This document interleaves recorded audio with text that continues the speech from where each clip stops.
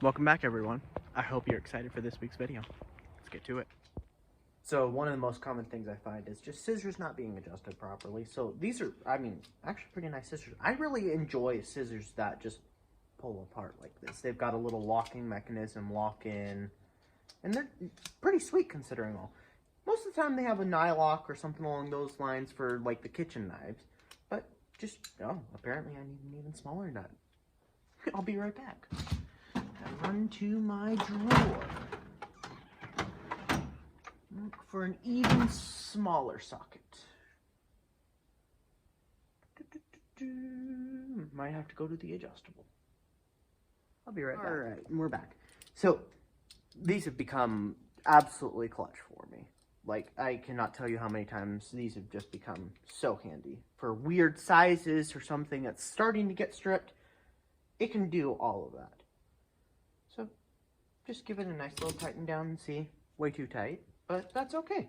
You can back it off just a hair. So little goes a long way in these cases. So if you have anything like this, just play around with it. It's not that hard to adjust them.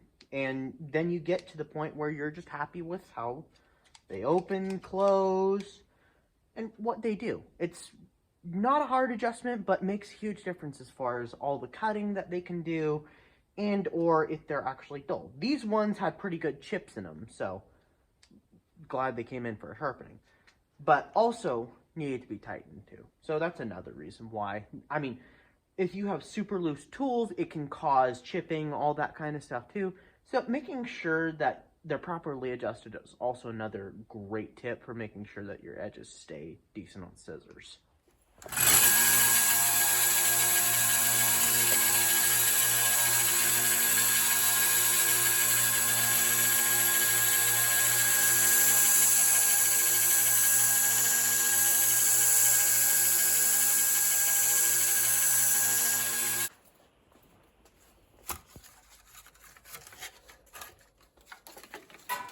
Start with an 8 instead.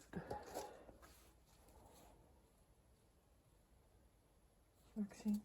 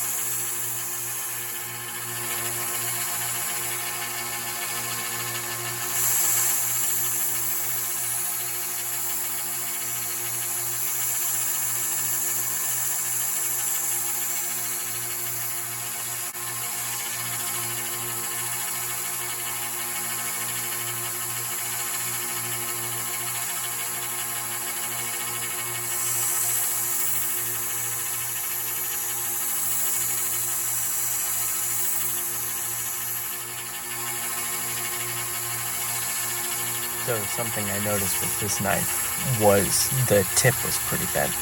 So how I corrected that was I just took a little bit off the spine to remove that bended area. Trying to bend back a knife is really, really dangerous because you're just weakening the metal. It becomes more brittle.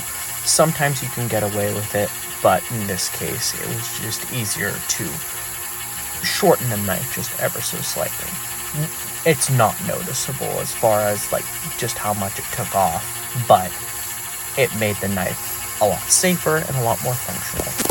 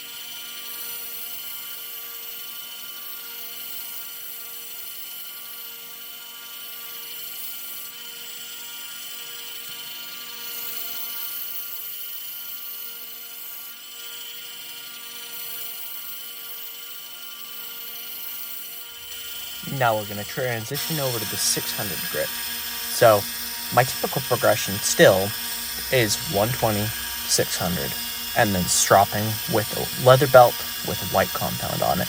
I found it gives a nice balance between a toothy edge and a good polish. It's almost like a satin finish if you're familiar with paint. So it's a little bit bitey, it's a little refined, so it's a very good general purpose kind of edge. I've been having really good luck with it, and my customers have been absolutely loving it. But like I've always said, they want something different, all they have to do is ask, and I love tailoring it to the person.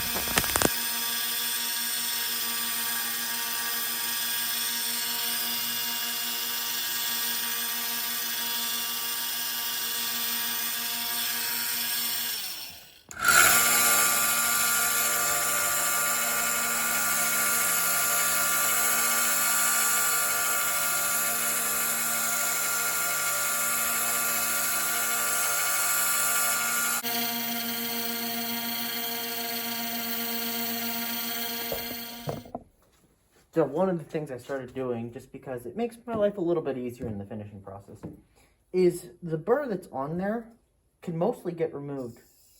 Just a light draw through. Piece of wood, ceramic, cork. But I've been messing around with a lot of, like, just using wood, and it's been working great as far as just deburring. So just do a very light draw, removes the burr, and then we go on to the leather strop afterwards. But that's what's been working for me.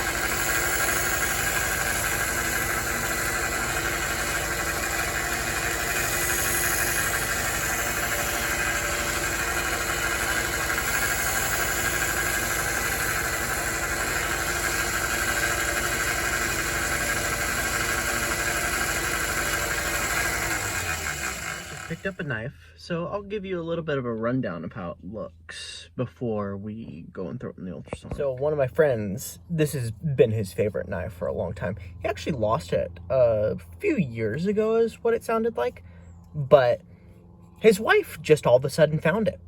So super cool. It's a little gummy in the action, like every once in a while it doesn't want to come out, something like that, where, okay, it's kind of shooting out, but not really the way it's going to. But you can just see, we're going to dive down, you can just see all the dust bunnies.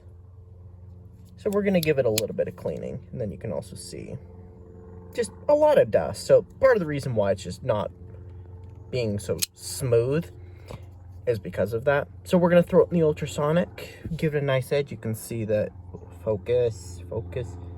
Yeah, just a little bit lacking. But we'll clean that up, give it a nice edge, and make it very usable. So, also, if you're curious how to sharpen the serrations on this, I'll show you that here in just a little bit. Also went and picked up a new spring, too, so that was the big reason why I went up. So this is the original Harbor Freight, which pretty hard to compress. And then I'm going to change it out with this one. So it's got a little bit more compression. So it'll be a little bit softer on the leather belts. I was trying out this one. It's just a little bit wider in diameter. So you look at this guy, pretty small in comparison to that guy. So it was starting to rub a little bit. So went out and got this guy. It's just ever so slightly larger than this one. So a lot better. We're just going to plop her right in there. Pop her right in there. And see what it does. It sits in there nice. I'm okay with that. Give it a nice little positioning. Let's back you up just a hair.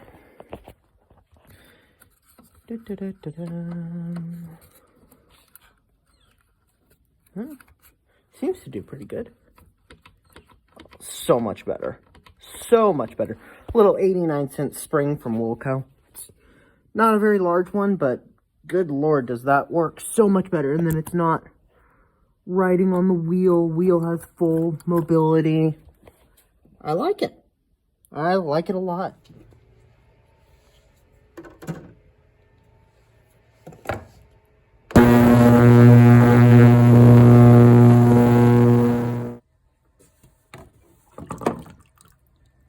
I'm gonna go give her a rinse off inside, but you can definitely see a whole lot cleaner there.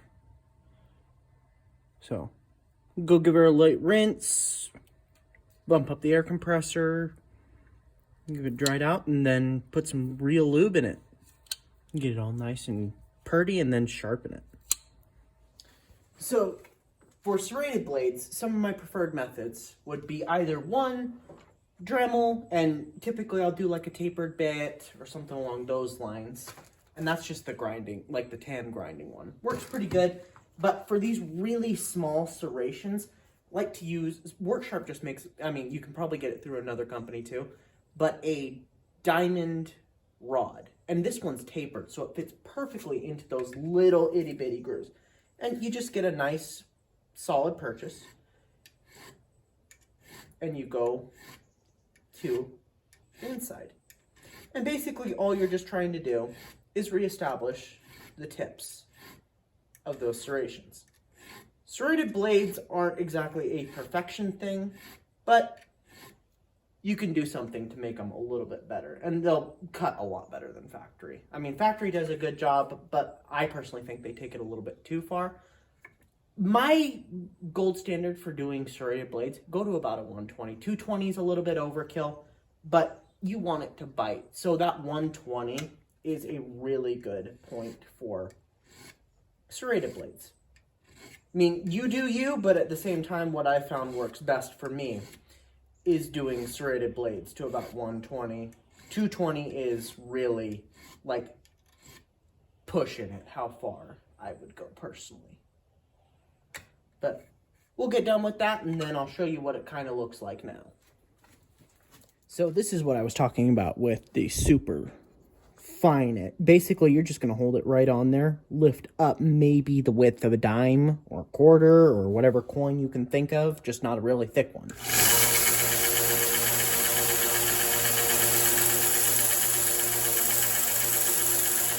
And then you watch the burr come right back up.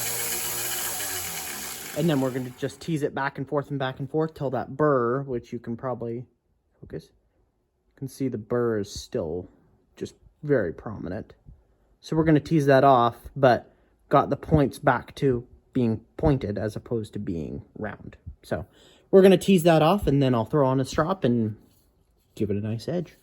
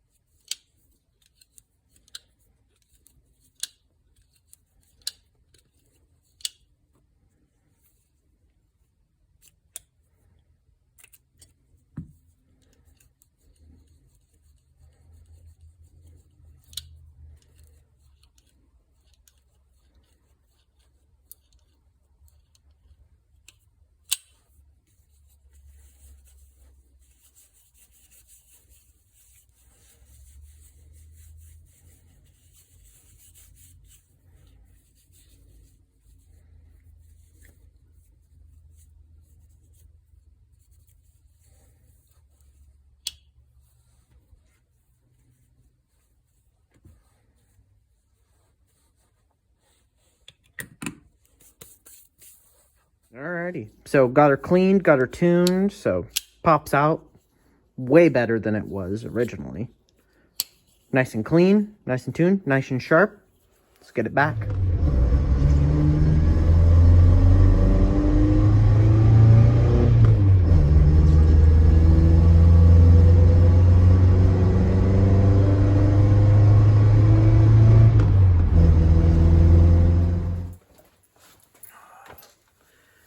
So that wraps things up for this week. If you have any questions, leave them down in the comments. And if you're new here, welcome.